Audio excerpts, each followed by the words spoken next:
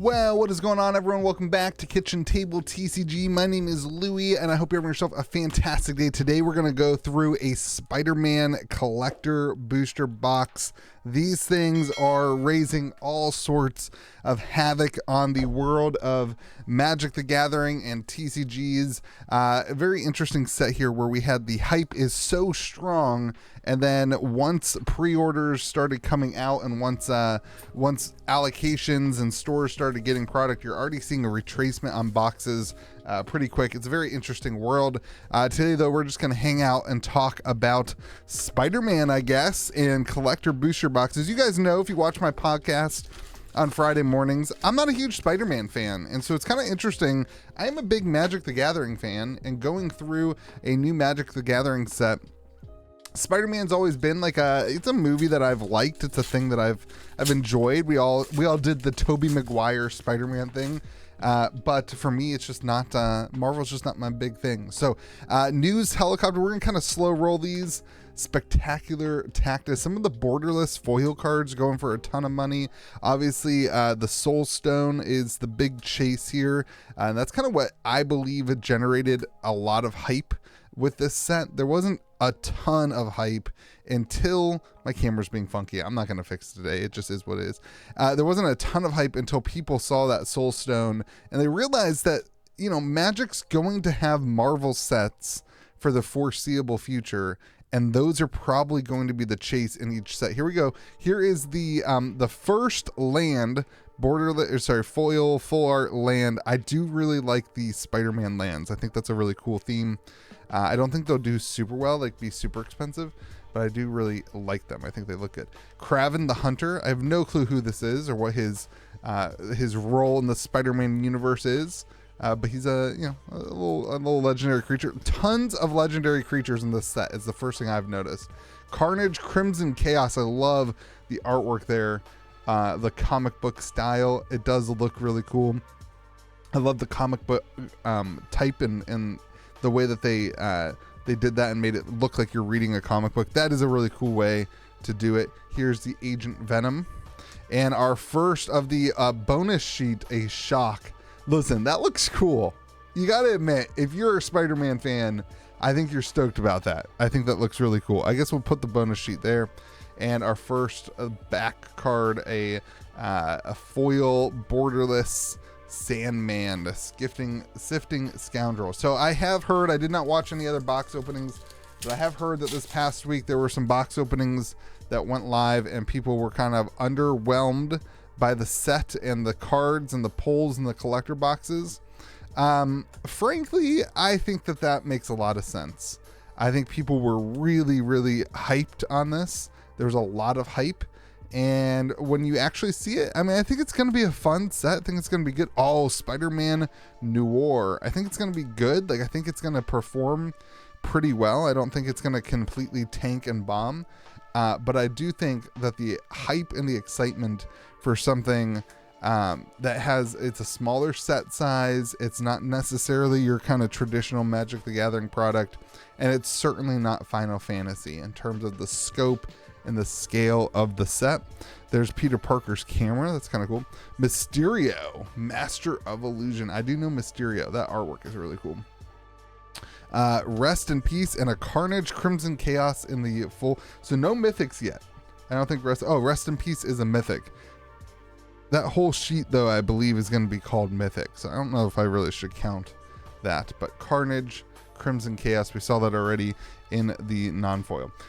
A couple things. First off, this is a set that has a lot of legendary creatures. Typically, sets that have a lot of legendary creatures have been things like March of the Machine Aftermath. They're smaller sets. And that's going to be an interesting factor in this. Oh, whoa. What is happening?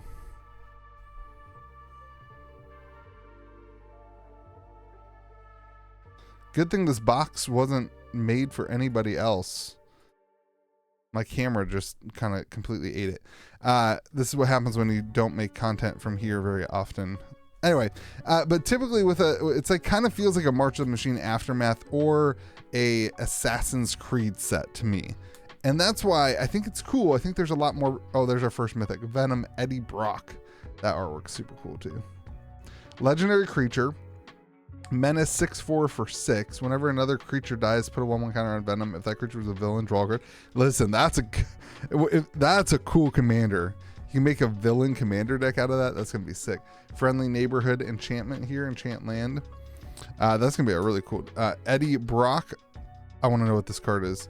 Oh, baby. Okay. $800 borderless soulstone. Everyone's going to say that when the camera dropped, I put this card in. I did not do that. I guess the last sold on this on TCG Player says $2,000.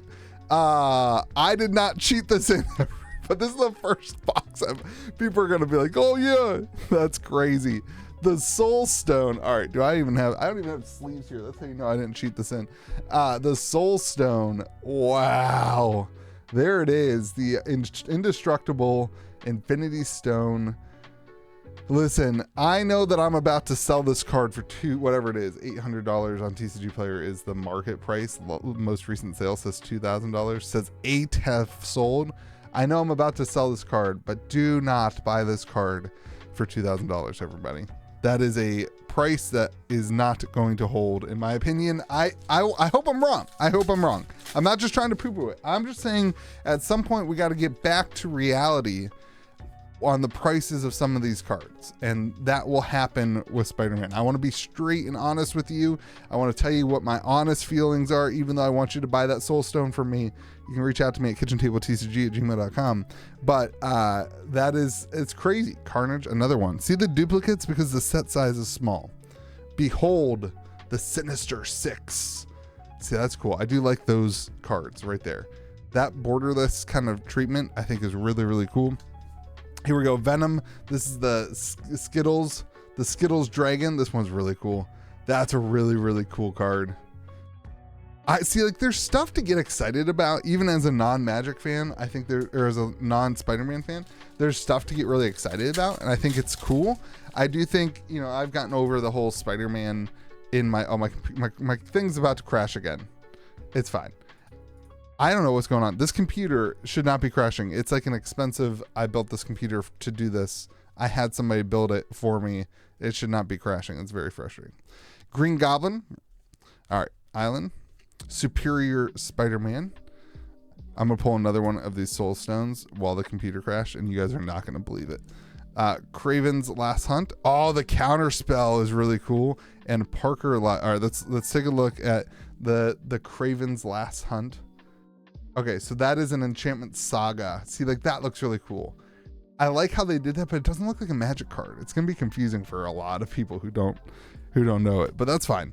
Counterspell is really cool. Obviously, I think this is gonna be a very popular counterspell, and the Parker Luck. All right, let's talk about local excitement. Honestly, I think the internet's more excited than the local communities are. I think there will be people out at pre-release just because it's a Magic pre-release and people like to play Magic pre-release. Magic does pre-release really, really well. We just had our Pokemon pre-release, and like Pokemon pre-releases are way, I don't know, it's just hard to get the right amount of pre-release packs and that kind of thing. Hex, dude, this is my favorite part of the opening is these cards right here, the bonus sheet. Those cards all look super cool. I think people will be excited to see like what is their pull from the bonus sheet in each pack.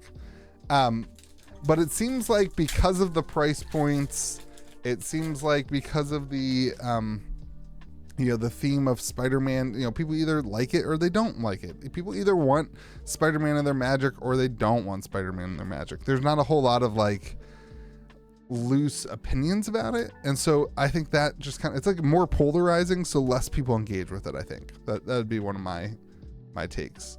The Devourer of Spiders. All right, Spot the Living Portal, Rocket Powered Goblin Guider, Saw in Half, a nice reprint there, and that artwork is insanely cool. That artwork is so cool. Even if I'm not like a Spider-Man fan, I can appreciate the cool artwork and the way that they incorporate Magic.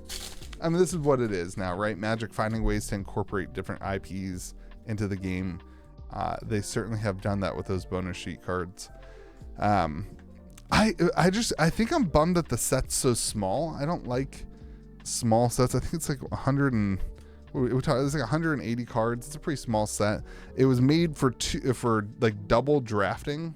So you, ooh, there we go. Another Skittles Dragon. It was meant for like double drafting. So it's not like, it wasn't created for an 8-person draft. It was created for a 4-person draft with pick 2 at a time, which is just going to be interesting. Like, I hope it's good, but those things make me a little bit cautious on the whole Spider-Man thing. No commander decks is another really weird thing. It just feels like the set was supposed to be smaller than it was ended up being. Silk Web Weaver. It just seems like it turned into a full-on set when it was maybe, oh, a foil Mystic Confluence here. Hold on, let's go to the Norman Osborn, who turns into the Green Goblin. That is kind of cool. That artwork's cool. I love the comic book theme there. There's a Mystic Confluence and a Miles Morales. All right, we gotta look at all these. Mystic Confluence there, and the bonus sheet foil, and then the Miles Morales turning into the Ultimate Spider-Man. Is that another one of the big hits? I've got the big hits pulled up here. It's not on the top list. Okay. I thought maybe it was it's the Spectacular Spider-Man borderless one that's super expensive. Still a very cool card. A lot of people are going to want this. This is one of those commanders that people are going to want to play. You're going to start seeing this one quite a bit. Very cool. I think it's just one of those things where if you're not a Spider-Man fan, it's just not, it seems like a little bit of a one-off. You know what I mean? Like, this is part of the Magic lore, I don't know, lore now, timeline now, island, Shadow of the Goblin. Oh man, can you imagine if we pull like the really big Soul Stone too? Oh, Spider-Man 2099. I love the artwork in that whole set. It's super cool. Rite of Replication. Look at that. That's cool. And a Mr. Negative. Human Villain. This is not a flip, right? I don't know who that is in the art in the game. See, like I don't know who that one is. I don't know who Mr. Negative is. There's gonna be people in the comment section who are upset with a person opening up a box who doesn't care about Spider-Man. Listen, I do care about Magic. You know what I mean? Like, anti-venom horrifying healer. This is a 5-cost 5/5 for 5 white. That's crazy. Peter Parker's camera. We saw that already. Mysterio. We saw that already. Silk Guard. And a Spider Sense. Ooh, and a autographed art card. I don't do anything with the art cards. All right, last pack, everybody. I don't think I can complain because we pulled the Soul Stone. I don't know what eBay prices are on that. I've got a TCG pulled up, but the Soul Stone is obviously the biggest pull I think you can really get. And we got the borderless kind of one on it, so we did very well. Rocket Powered Goblin Guide. Silk Webber, Relentless Assault, and our last big card is a Strength of Will. Gonna be a very interesting set, I think, to watch. If I was a betting man, I would say you continue to see some sort of small downwards pressure. The supply at the distribution level was also very small though, so the downwards pressure can't be too great.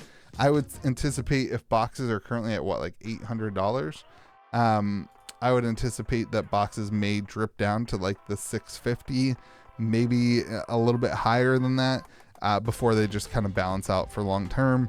And then we see kind of just a slow growth potentially, as there's just not that much supply. But there is the Soul Stone, everybody. We pulled it. Hopefully you enjoyed the video and a good look at this first collector box for Spider-Man. We're going to see more Marvel stuff down the road in the future from Magic the Gathering. I hope you have yourself a fantastic day. Remember to be kind to the people around you. We'll see you again next video.